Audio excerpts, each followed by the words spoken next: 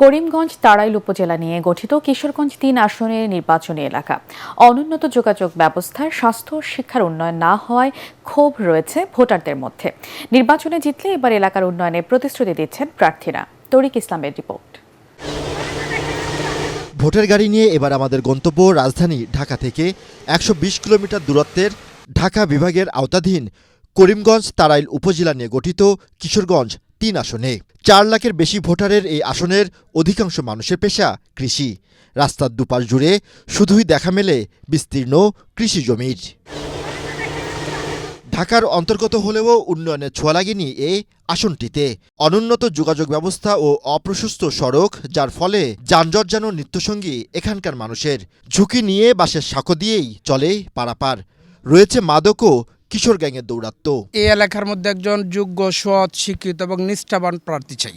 এই আসনের ভোটার হিসেবে আমরা চাই যে একদম দুর্নীতিমুক্ত মানুষ সংসদে যাক। করিমগঞ্জ থানা আর তাড়াইল থানা মিলাইয়া যাতে আমরা উসমান ফারুক থাকতে পারে। আওয়ামী লীগের ঘাঁটি হিসেবে পরিচিত এই আসনটি ফিরে পেতে লড়ছেন বিএনপির মনোনীত প্রার্থী সাবেক শিক্ষামন্ত্রী ডক্টর এম ওসমান ফারুক। জানালেন তার পরিকল্পনার কথা।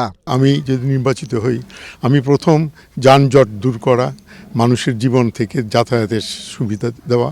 সবচেয়ে বড় কথা, যখন নাকি আপনি বাণিজ্য বিপণন হয়, শস্য ইত্যাদি বিপণন হয়, তখন রাস্তাঘাট দরকার প্রয়োজন, রিসিপ্ট দরকার প্রয়োজন। কাজেই এটা one of my priorities, no doubt about it. ভোটারদের উদ্দেশ্যে আমি বলবো যে তারা যাকে মনে করে যে তারা তাদের উন্নতি করতে পারবে, সে যদি আমি না হয়ে যদি অন্য কেউ যদি হয়, আমি তাদের বলবো যে তাদেরকে ভোট দিও, কিন্তু যাকেই দাও অত্যন্ত চিন্তিতভাবে দেবে। উন্নয়নের ছোঁয়া থেকে বঞ্চিত এই এলাকার উন্নয়নে নিজের পরিকল্পনার কথা জানান জামায়াত মনোনীত প্রার্থী কর্নেল অবসর অধ্যাপক ডাক্তার জিহাদ খান।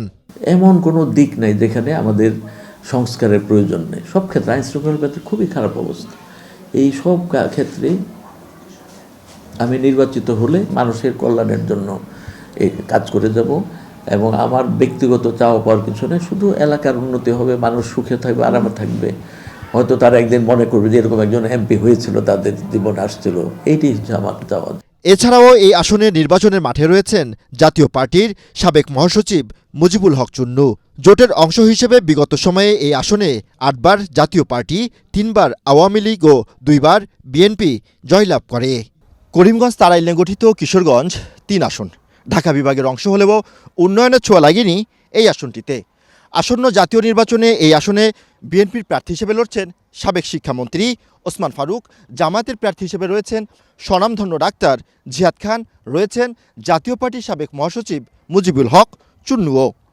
এলাকার ভোটার এবং বাসিন্দারা বলছেন, আসন্ন নির্বাচনে এলাকার অনুন্নত যোগাযোগ ব্যবস্থার উন্নয়ন, যানজট নিরসন, মাদক নির্মূলে যোগ্য প্রার্থীকেই বেছে নেবেন তারা। তরিক ইসলাম, এটিএন বাংলা, করিমগঞ্জ, কিশোরগঞ্জ।